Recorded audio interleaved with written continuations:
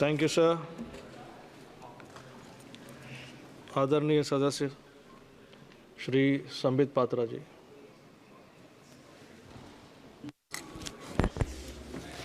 धन्यवाद माननीय अध्यक्ष जी, आपने मुझे अनुदानों की मांग पर शिक्षा पर बोलने की अनुमति दी। नास्ति विद्या समो बंधु नास्ति विद्या समः सहृतः नास्ति विद्या समः वित्तं नास्ति विद्या समः सुखम। विद्या जैसा कोई बंधु नहीं, विद्या जैसा कोई मित्र नहीं, विद्या जैसा अन्य कोई धन नहीं, विद्या जैसा कोई सुख नहीं। जिसके पास विद्या है, जिसके पास सुख है, वही बलवान है, वही धनवान है। वह अपराजित होता है, उसका कभी पराजय नहीं होता। जिसके पास माँ सरस्वती का वरदान होता है और जो विद्यावान होता है। और सभापति महोदय, मैं इस सभागृह में मौजूद सभी सदस्यों को, माननीय सदस्यों को धन्यवाद देना चाहूँगा। आज जिस प्रकार से यह चर्चा चल रही है, मैं बहस नहीं कहूँगा, यह बहस नहीं है, यह चर्चा है। और जिस राष्ट्र में शिक्षा को लेकर चर्चा होती हो, जिस राष्ट्र में शिक्षा को लेकर इस प्रकार से सभी एक समकक्ष के रूप में आगे बढ़ते हो, वह राष्ट्र अपराजय है। वह राष्ट्र एक दिन विश्व गुरु अवश्य बनेगा, इसमें कोई दो मत नहीं। इस बजट में 3 शब्दों के लिए बहुत महत्वपूर्ण अनुदान दिए गए हैं, प्रावधान किए गए हैं, चर्चा की गई। वह है शिक्षा, स्किलिंग, उद्यमिता और उसके साथ रोजगार। सभापति महोदय, मैं इस सभागृह में बैठकर सभी के भाषणों को सुन रहा था। कुछ लोगों ने हमें मनुवादी भी कहा अभी थोड़ी देर पहले, और कुछ लोगों ने कहा कि पुरातन भारत में इस प्रकार की विधाएं थी जिसमें कुछ जातियों को शिक्षा से वंचित रखा जाता था, महिलाओं को शिक्षा से वंचित रखा जाता था। उसके विषय में बहुत चर्चा हुई है। मैं बताना चाहता हूं, at the outset I want to define this word Bharat. Bharat का अर्थ क्या है? भा से रथ हो जो भूमि, वह भारत है। भा क्या होता है? भा मूल शब्द होता है प्रकाश का। भास्कर, जो प्रकाश देता है वो भास्कर है। भारती माने सरस्वती, जो ज्ञान देती है, जो शिक्षा देती है, जो विद्या देती है, वो सरस्वती, वो भारती है। जो भूमि खंड अनादिकाल से अनादिकाल तक ज्ञान और विद्या और शिक्षा से रत हो, वही भारत है। मैं आप सभी को आकर्षित करना चाहूंगा। बहुत फोटो दिखाए गए हैं इस गृह में, भगवान के भी तस्वीर दिखाए गए हैं। मैं बिना तस्वीर दिखाए एक ऐसा तस्वीर दिखाऊंगा जो तस्वीर आप सबके मन में बसता है। कल्प का अंत होता है, एक कल्प के अंत के हो पश्चात भगवान विष्णु, भगवान नारायण क्षीर सागर में सर्प के ऊपर विराजमान होते हैं, शेषनाग के ऊपर विराजमान होते हैं। पद पे उनकी लक्ष्मी होती है, आंख अधमूंदी सी होती है। नारायण का एक हाथ जो होता है उनके शीश पर होता है, एक हाथ नीचे होता है। नारायण इज कॉन्टेम्पलेटिंग, भावी कल्प कैसा होगा उसके विषय में नारायण चिंता करते हैं। इनोवेटिव आइडियाज कैसा होगा, किस प्रकार से भावी कल्प का निर्माण होगा, उसकी चिंता करते हैं। जैसे ही he conceptualizes how the भावी कल्प would be from his नाभि पद्म, जिस पद्म के विषय में भी यहां बताया गया, उस पद्म पर बैठ करके भावी कल्प के जिनके पास स्किल होता है वो ब्रह्मा उपजते हैं। The Brahma is skilled to produce the next Brahmand, next universe, and you know who provides the resource? जब उनके पास इनोवेशन होता है तो वो महालक्ष्मी की तरफ देख के बोलते हैं, महालक्ष्मी मेरा डिमांड फॉर ग्रांट है, मेरा डिमांड फॉर ग्रांट है, आप मुझे ग्रांट कर दीजिए, आपके ग्रांट से ये ब्रह्मांड बनेगा। There is no gender in Vaikunth, Vaikunth में कोई नर नहीं, कोई नारायण नहीं, वही नारायण नारायणी है, वही शिव शिवी है, वही पार्वती है, वही शिव है। इसलिए यह धारणा गलत है कि नारी नर के पैरों के पास बैठी है। तात्पर्य है कि जहां आइडिया है, जहां इनोवेशन है, जहां विद्या है, जहां शिक्षा है, रिसोर्स के पास कोई अन्य उपाय नहीं है। रिसोर्स की अपनी बाहें अपने आप ही खुल जाती है, मां लक्ष्मी तथास्तु कह ही देती है। बंधुगण, जहां तक भारत के विषय में कहा गया, अभी मेरे भाई नालंदा के विषय में बोल रहे थे। जब नालंदा को बख्तियार खिलजी ने आग लगाया था, 3 महीनों तक नालंदा जला था। 3 महीनों तक वो ज्ञान का खजाना अभी भी अमिट है। मैं धन्यवाद दूंगा प्रधानमंत्री नरेंद्र मोदी को।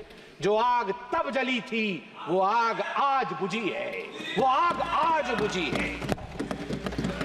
भारत की आबादी के 40% बच्चे और युवा हैं। 40% बच्चे और युवा हैं। यह एक डेमोग्राफिक डिविडेंड भी है। This is the demographic dividend of India, but it's a big challenge as well. ये एक बहुत बड़ा चैलेंज भी है। शिक्षा, कौशल और रोजगार, जिस प्रकार से उसके लिए 1.48 लाख करोड़ यह प्रस्तावित किया गया है इस बजट में रखा गया है। I commend this government. I applaud this government. I applaud Narendra Modi ji and Dharmendra Pradhan ji, Nirmala Sitharaman ji for the work that they have been doing in this sector and the proposals that have been put forth in this budget. What is the most important reason behind putting most of the effort on skilling, on entrepreneurship, on innovation? The most important reason is that India wants to go towards Vikasit Bharat. We want to create a talent basket. We want to be a skill hub. We want to be a solution provider to the whole globe. And that's the reason as to why such importance has been given to skilling, employment generation, as well as way forward. Flagship programs like Samagra Shiksha, PM Shri, PM Poshan, they have received increased allotment in this budget, and let me commend the government that this budget allocation for the financial year 2024-25 of rupees 73,498 crore is the highest ever for the Department of School Education and Literacy. Manya Sabhapati Mahoday, let me present to you a comparative data, a comparative chart, which would show as to what was the situation before Modi ji came to power and how the situation of education has changed thereafter. You would be astonished to learn that the total budget for school and higher education, that is the Ministry of Education, for 2013-2014 was 79,451 crores only, compared to 1.21 lakh crore this budget year, this fiscal year. So the growth in the budget in the last 10 years has been 52.4%, a whooping 52.4%. Similarly, in the school education, the growth in budget has been 39.5%, and higher education, the allotment has increased by, I repeat, 78%. I emphasize 78% increment in the allotment on higher education. Sir, today a lot has been talked about reservation. My good friend from this side and my friends from that side, they've exchanged arguments about reservation, आरक्षण. मुझे तो कहते हुए तकलीफ होती है, जो लोग आरक्षण के ऊपर इस प्रकार मगरमच्छ के आंसू बहाते हैं, वो लोग आज जवाब दें। कांग्रेस के दिग्गज नेता यहां मौजूद हैं, आप बताइए क्या ये सच नहीं है कि जो सेंट्रली फंडेड इंस्टीट्यूशंस हैं, जामिया मिलिया इस्लामिया और अलीगढ़ मुस्लिम यूनिवर्सिटी, भारत का संविधान कहता है कि ये सेंट्रली फंडेड इंस्टीट्यूशंस के अंदर भी हमारे एससी और हमारे एसटी बंधुओं के लिए आरक्षण का प्रावधान रहे। मगर बड़े दुख के साथ मुझे कहना पड़ रहा है, 2011 में जामिया मिलिया इस्लामिया से SC ST स्टूडेंट का आरक्षण कांग्रेस पार्टी ने समाप्त कर दिया।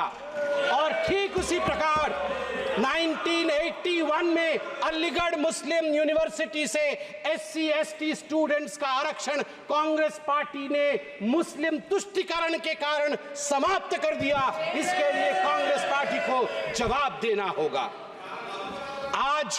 आज मैं सुन रहा था, यहां कोई पेपर लीक के विषय में कह रहा था। अरे अपने गिरेबान में झांक के देखो भैया, गिरेबान के अंदर पाप ही पाप भरा हुआ है और आप हमारी तरफ देख रहे हो। नीट के एग्जाम को लेकर सुप्रीम कोर्ट का जजमेंट आया है कुछ दिनों पहले और मैं कांग्रेचुलेशंस कहना चाहूंगा इस सरकार को। बिल्कुल सही तरीके से जो धर्मेंद्र प्रधान जी ने उस दिन यहां पर आप लोग चिल्ला रहे थे, धर्मेंद्र प्रधान जी ने जो कहा था, इंतजार करिए, we will come out clean on NEET examination. The highest court of this country has buried us. The highest court of this country has given its verdict. But let me read out. आपके पाप के चिट्ठे, आप मतलब ये दिल्ली वाले आप नहीं, आपके पाप के चिट्ठे मतलब आपके 2006 में कहां ये सब लीक हुए थे। देखिए 2006 में CBSE class 12 accountancy paper leak, 2007 Akhil Bharatiya engineering प्रवेश पत्र परीक्षा पेपर लीक AIEEE, 2008 में PMT pre medical paper leak, 2012 में all India institute of medical science परीक्षा पेपर लीक, 2014 में CBSE कक्षा 10 और कक्षा 12 की पेपर लीक, 2013 में Maharashtra SSC exam paper leak, 2016 में कर्नाटका PUC परीक्षा पेपर लीक, सिद्धरामैया की सरकार थी, 2013 में Rajasthan university paper leak, Ashok Gehlot ji की सरकार थी, 2011 में हरियाणा बोर्ड परीक्षा पेपर लीक, भूपेंद्र सिंह हुड्डा जी की सरकार थी, 2013 में राजस्थान लोक सेवा आयोग RPSC पेपर लीक आपकी सरकार थी। आप जरा सोच के देखिए, आपके गिरेबान के अंदर किस प्रकार से पेपर लीक भरा हुआ है। मुझे बड़े गर्व के साथ आज कहना पड़ रहा है कि इस सरकार ने पेपर लीक को रोकने के लिए 5 फरवरी को एक ऐसा बिल रखा है जिस बिल का नाम है the public examinations prevention of unfair means bill 2024, जिसमें 10 साल के जेल का प्रावधान है और 1 करोड़ रुपए तक का फाइन रखा गया है। सभापति महोदय, कष्ट के साथ कहना पड़ रहा है 34 वर्ष बीत गए, यहां युवक सांसद बैठे, बड़ा सम्मान करता हूं मैं, युवा सांसद है यहां कि कितने युवा सांसद है, देखिए इनसे पूछिए आप NEP नेशनल एजुकेशन पॉलिसी को आने में 34 वर्ष क्यों लगे। गर्व के साथ कहूंगा 2014 में प्रधानमंत्री नरेंद्र मोदी, भारतीय जनता पार्टी ने अपने मैनिफेस्टो में सीना ठोक करके कहा था, हम सरकार में आएंगे, नई शिक्षा नीति लाएंगे, और हमने वो करके दिखाया है। ये मोदी की गारंटी है, नई शिक्षा नीति, और अमूलचूल परिवर्तन है नई शिक्षा नीति में। मदर टंग, मातृभाषा के लिए सम्मान है, एक कॉम्प्रिहेंसिव होलिस्टिक अप्रोच है पूरी शिक्षा के प्रति। आप सोच के देखिए, इस देश में जो आज चिल्ला रहे हैं उस तरफ बैठ करके 34 वर्षों तक ये मौन थे, 34 वर्षों तक इन्होंने आवाज नहीं उठाई। शिक्षा में परिवर्तन होना चाहिए, इस विषय में इनकी धारणा नहीं बनी। एक नरेंद्र मोदी को आना पड़ा NEP को लाने के लिए। अध्यक्ष जी, मैं जानता हूं समय की एक सीमा होती है, इसलिए मैं अपने अंतिम पक्ष में कुछ कंपैरेटिव डाटा रखूंगा। स्टेटस ऑफ एजुकेशनल इंडिकेटर्स, बहुत लोगों ने कहा कि आप लोगों ने क्या कर दिया। मुझे लगता है कि सबसे बढ़िया होता है स्टैटिस्टिक्स रखा जाए। आप अगर यहां आंकड़े रख देंगे, आंकड़े को कोई झुठला नहीं सकता है, तो आज मेरे हाथ में वो आंकड़े हैं जिनको कोई झुठला नहीं सकता है। ये आंकड़े क्या कहते हैं? Gross enrolment ratio at primary level 3.31% बढ़ोतरी हुई है नरेंद्र मोदी जी के आने के पश्चात। Gross enrolment ratio at upper primary level 4% की बढ़ोतरी हुई है नरेंद्र मोदी जी के आने के पश्चात। प्यूपिल टीचर रेशियो, आज कोई मेरे साथी कह रहे थे टीचर की संख्या कम हो गई है। बंधुगण सुन लीजिए, प्यूपिल टीचर रेशियो जो पीटीआर होता है उसमें 9% की बढ़ोतरी हुई है। नरेंद्र मोदी जी के आने के बाद 9% की बढ़ोतरी हुई है। ठीक उसी प्रकार मुझे तो तकलीफ लगती है, मुझे तकलीफ होती है सोच करके स्कूल में इलेक्ट्रिसिटी नहीं थे। आंकड़े कहते हैं 36% इंक्रीज हुआ है। नरेंद्र मोदी प्रधानमंत्री बनने के पश्चात we have 36% increment in electrification of schools. अंधकार में बच्चे पढ़ रहे थे, अंधकार से उजाले की तरफ लेने का काम नरेंद्र मोदी जी ने किया है। ये छोटा विषय नहीं है। Hand wash facility, mid day meal का प्रोग्राम होता है, हाथ धोना अनिवार्य होता है, हाथ ना धोएं तो बीमारी होगी। आपको जान के आश्चर्य होगा, यह जो आंकड़ा मैं भी कहने वाला हूं, 51% increment in hand wash facility in school after Modi ji became the prime minister of India. Modi ji के प्रधानमंत्री बनने के बाद 51% इजाफा हुआ है उन स्कूलों में जहां हैंड वॉश फैसिलिटी मिली है। और मैं बहुत संवेदना के साथ, और मैं चाहूंगा कि कोई इसमें चिल्ला चोट भी नहीं होनी चाहिए, क्योंकि मैं दिव्यांग बच्चों की बात करने वाला हूं। चिल्ड्रन विथ स्पेशल नीड्स, जब वो स्कूल जाते थे तो इनके लिए रैंप्स नहीं थी। मोदी जी ने इसके लिए स्पेशल बैठक ली, इसके लिए एक अलग रूप से बैठक हुई, और उस बैठक का परिणाम रहा, उसका नतीजा रहा कि आज 14% से अधिक इजाफा हुआ है उन स्कूलों का जिसमें स्पेशली एबल्ड बच्चों के लिए रैंप्स है, फैसिलिटी है कि वो बच्चे आराम से जाके शिक्षा ग्रहण कर सके। केवल इतना ही नहीं है, यहां बहुत सारी बातें हुई हैं आरक्षण को लेकर, उसके विषय में मैंने बताया। मेरे भाई भी वहां बैठे हैं जो इस विषय को लेकर चिंतित भी रहते हैं। होना भी चाहिए, बिल्कुल होना चाहिए। मैं आपके लिए बता दूं sir, gross enrolment ratio for SC, अनुसूचित जाति का जो एनरोलमेंट रेशियो होता है, ग्रॉस एनरोलमेंट रेशियो, वो 17.1% था 2013-14 में, बढ़कर 23.1% हुआ है 21-22 में, जो कि 35% से अधिक का इजाफा है। धन्यवाद, आपने ताली इस पे मारी है। यही, दिस इज bipartisanship.